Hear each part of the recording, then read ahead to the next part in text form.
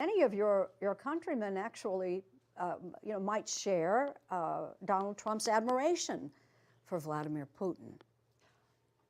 I'm surprised and I'm deeply disappointed because what they're looking at is a white, authoritarian leader who has murdered journalists and his political enemies, who runs a regime of repression, who makes aggressive moves against neighboring countries, who considers himself an adversary to us, the United States of America.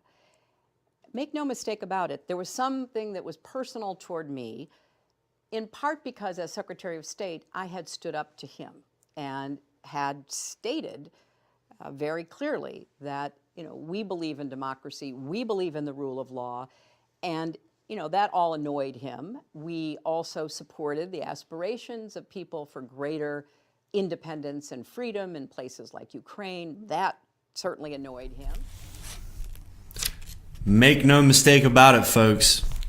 Yeah, that's almost President Hillary Clinton discussing with CBS News' Jane Pauley about Vladimir Putin and his personal vendetta against her, who he cared so much about her not winning that he basically ran a candidate, Donald Trump, years before, or rather months before Trump was even the nominee.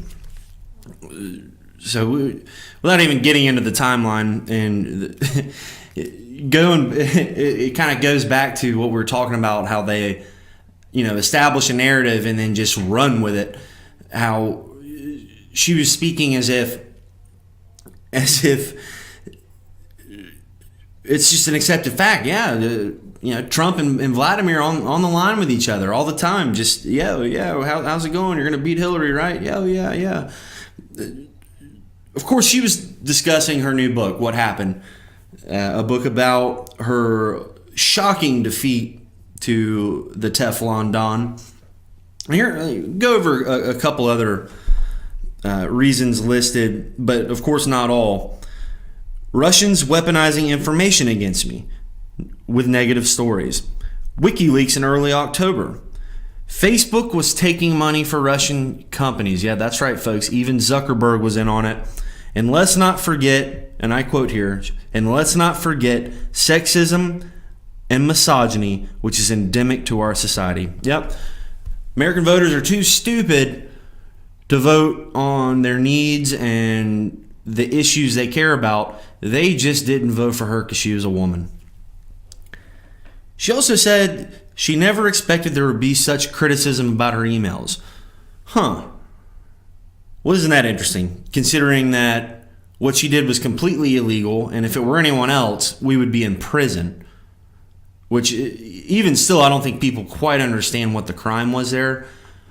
Think of it this way. When you're at work and you're conducting official business, would it be acceptable for you to take a server, a private server, put it in your bathroom and make that your email account? Especially when you work in the public sector where everything you do is subject to FOIA, freedom of information, and that it's all public record. It's owned by you and me.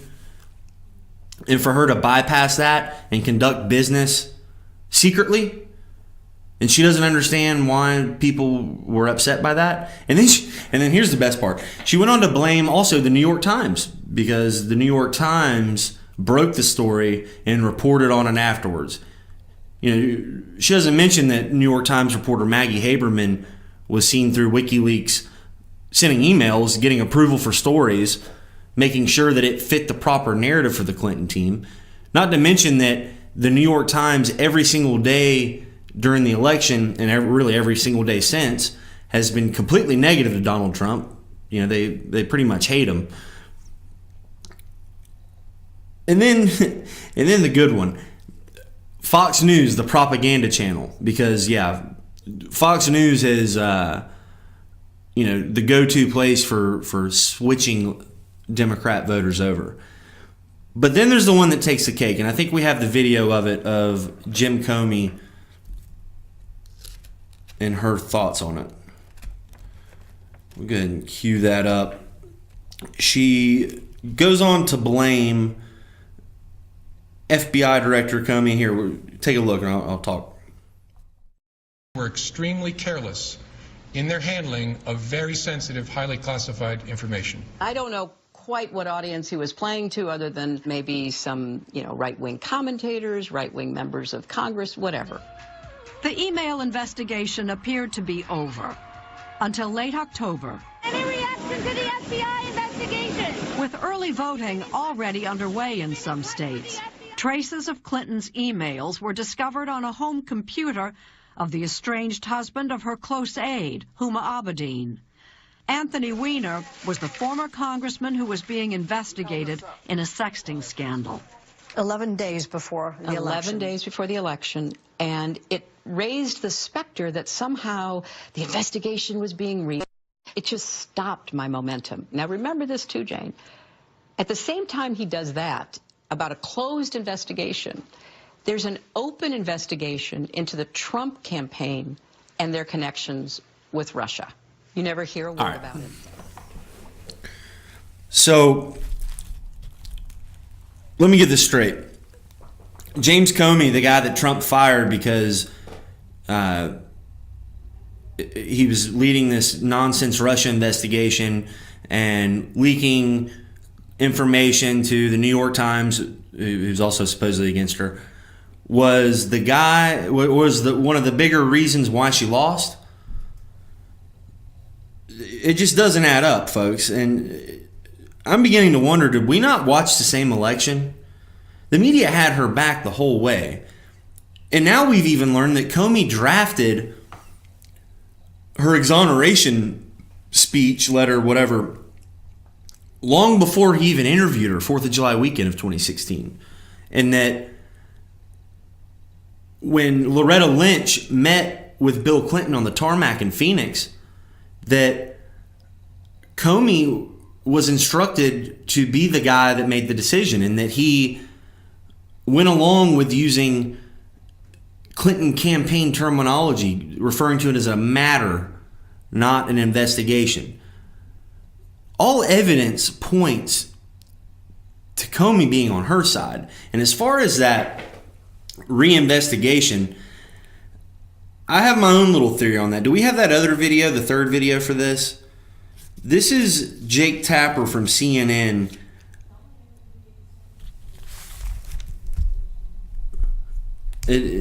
Yeah, that's the one. This happened, I think, 5 days before Comey reopened the investigation. We'll go ahead and play that.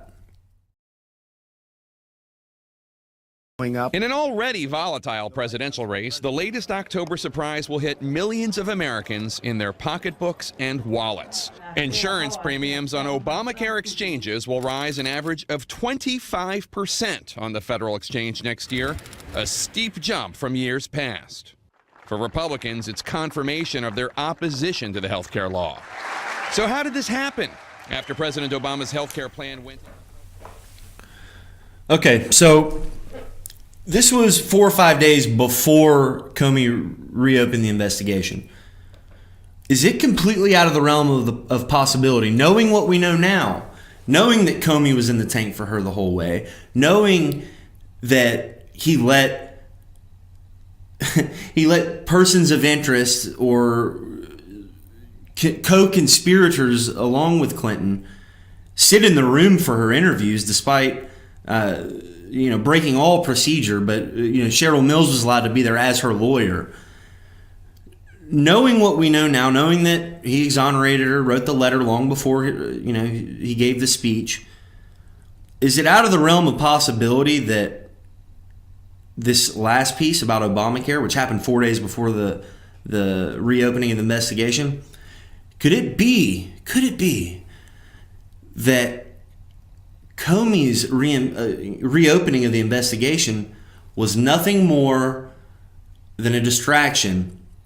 Because I believe, and you can't convince me otherwise, that was the point when Democrats and the Clintons and the Obamas and whoever knew they were in trouble.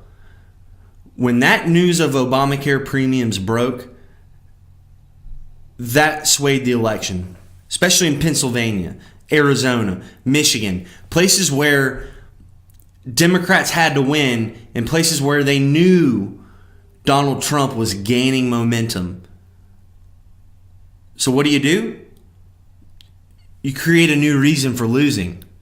Because if that had been the official narrative, Obamacare, if that had been the official narrative of why Trump won, think of the winds that would have been at his back coming in for inauguration to immediately repeal it. But instead, we get the reopening of the investigation, Comey becomes a scapegoat, and then we get this Russian stuff, the Russian dossier, the Christopher Steele dossier that was paid for by the DNC, turned over to the FBI, which was further funded by the FBI, and that became the way to take down Trump. Forget Obamacare. We got a criminal in the White House, or at least so they wanted us to think. So all I'm saying, folks, is don't fall for the tricks. Democrats are experts at rewriting history. Like I went over the list earlier of all the things they've survived because they've been able to rewrite it. Just look at the Confederate statues. Do you really think they care about taking them down? No, they want to take them down because they want to get rid of Democrat history.